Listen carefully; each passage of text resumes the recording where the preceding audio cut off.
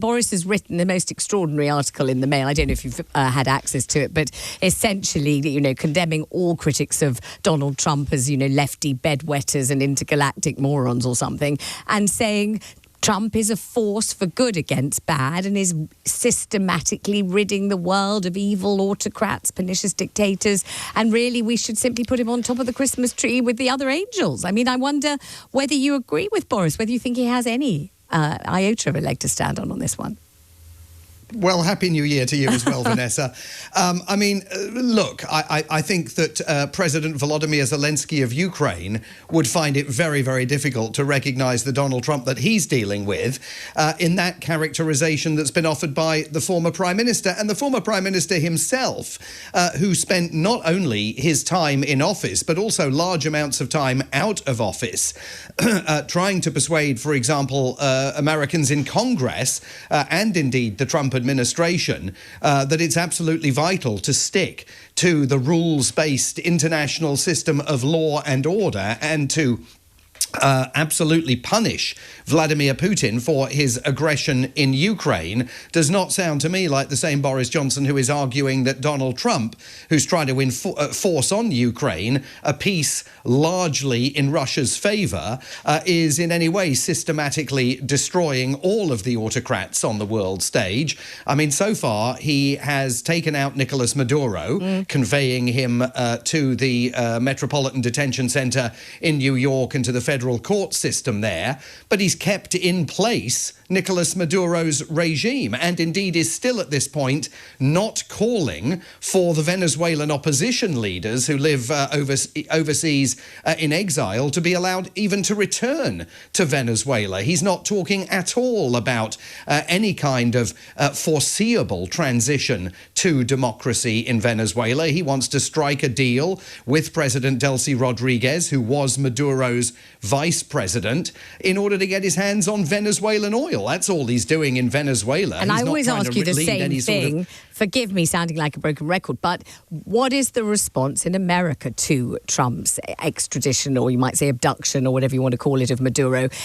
Has he been roundly cheered? Has it been a kind of, Bruce Willis kind of thing? I mean, because it was a very smooth operation. Did it get applause? How do they think about it? Absolutely. Yeah. Absolutely. An extraordinary, audacious military operation, and he has on numerous occasions in the last few days said that when he went into it, he was very concerned that he wasn't going to repeat, a Jimmy Carter. Remember when former President Jimmy Carter launched a failed military effort to rescue America's hostages that were being held by the Iranians, and never really recovered from that disaster when those helicopters crashed into each other in the desert as that operation was getting underway. Donald Trump, by contrast, has pulled off the most audacious military operation in modern American history. I mean, certainly since the killing of Osama bin Laden by Barack Obama's orders.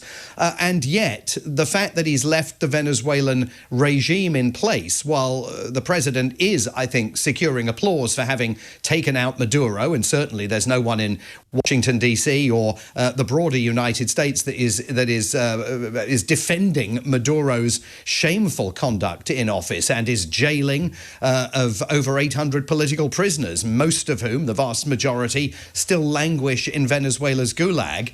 It's not at all clear what the strategy is for the day after in Venezuela beyond America purloining the country's oil. And is there a possibility that it will become clear, or that once he's had his people working on it, they will start dismantling the existing regime and replace it with the opposition regime? Is it possible that it's all happened very quickly and there might be a plan in place, or there might be a hastily assembled plan eventually or something, or not? I think there's going to be a very, very hastily assembled set of arrangements that will largely be out of his control. If you look in the Financial Times today, there's a fascinating portrait of the alternative power centre within Delcy Rodriguez's government, and it's the Interior Minister of Venezuela, who is pushing very hard for the government not to find common cause with the United States. So there's all sorts of possibilities of internal struggles within that government that the Trump administration may not at all be ready to deal with. And the bigger issue, I think, for the rest of the world and for Boris Johnson is that Boris Johnson would infinitely prefer, I think, ideologically, for the United States to be living up actually to its traditional behaviour and calling for a transition to democracy quickly. You know, this idea that we're going to be controlling the oil indefinitely in Venezuela, and the president suggested this week he doesn't even think Venezuela is capable of holding an election. OK, so where's the plan to go in and provide them with the assistance that they need to restore some of those societal institutions that you have to have in place before you can launch an election? Where's even the timetable for that kind of transition? It is in the far-off distance in the American president's vision for Venezuela, while he makes off with the country's oil and enriches American companies, those that want to participate in the industry, out of it. Simon, let's now talk about the thing that you're meant to be talking about, that we asked you to discuss, which is the video filmed by the ICE agent who shot Minneapolis, the woman in Minneapolis, Renee Good. We've already pretty much had an opportunity to see this now. Tell me what the implications are of what we've all been able to see. Well, everybody on this side of the Atlantic looks at that video and they find in it reason to embrace even further their preconceptions about what took place in Minneapolis. I think it's absolutely apparent from looking at that video that Renee Good was in no way posing any kind of threat to that ICE agent. She smiles at him. She says she's got no problem with him. When you look at that video put alongside all of the others, there is further evidence contained within it that, in fact, she was preparing to make a U-turn to get out of the street that her car was blocking. It is far from evident that she was seeking to disrupt ICE operations. It may well be that she had sympathies with the protesters on the streets who were trying to disrupt those ICE operations. Far from evident that that's what she was doing. But even if that's what she was doing, there is nothing in that videotape that justifies her death at the hands of that ICE agent 7 seconds after she is first ordered out of her car by masked thugs of Donald Trump's government who, in the past, in numerous places all over the United States, have dragged even American citizens out of their cars, taken them away, detained them, and in at least one case, actually deported an American citizen out of this country even after being presented with a copy of her birth certificate. So, you know, it is understandable that someone, particularly in Minneapolis, the eye of the ICE storm at the moment, would have been very wary of those masked agents. And, I mean, it is evident from the video that he was trigger happy. There was no reason whatsoever for him to fire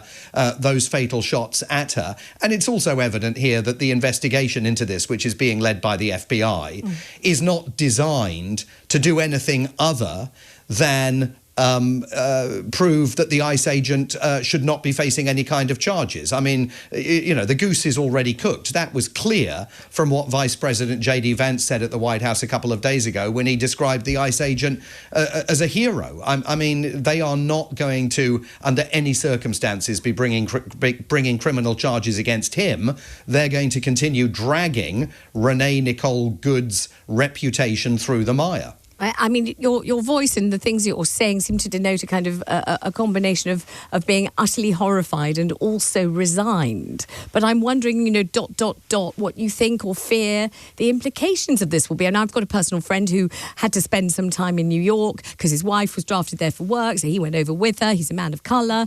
And he said the whole time he had his passport with him, he had his papers with him, he was looking over his shoulder every second. He kept thinking someone might grab him and, you know, deport him or send him off somewhere. Nobody would ever know where he was. And I couldn't tell by talking to him whether he was over-dramatising the situation or whether it really is that unnerving, frightening, ominous, perilous, you know, all of those sorts of things.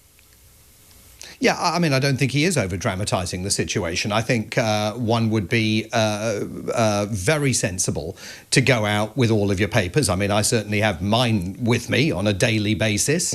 And I'm not of the colour of the people that ICE are profiling as they go about their business on a daily basis. But as I say, neither was Renee Good.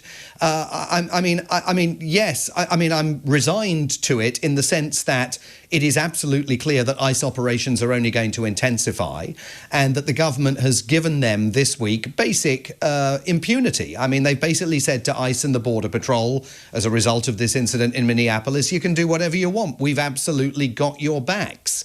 The only surprise to me is that it has taken this long for this kind of an incident to occur, because their tactics, and we've been reporting them for months on LBC, their tactics have been so brutal, so thuggish, so entitled, and in so many cases they are inadequately trained.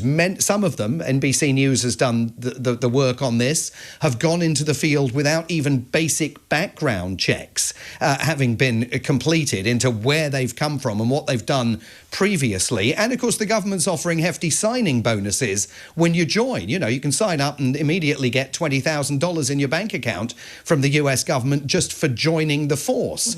So I think it was always absolutely inevitable that a force that is being allowed to take to the streets of the United States and do whatever it wants was at some point going to kill an innocent American citizen. And that's what's happened. And my fear is we'll see more of it. I don't see any reason to be confident that what happened in Minneapolis this week won't happen in Chicago next week, or Portland, Oregon, or anywhere else, New York City, where ICE operations are underway.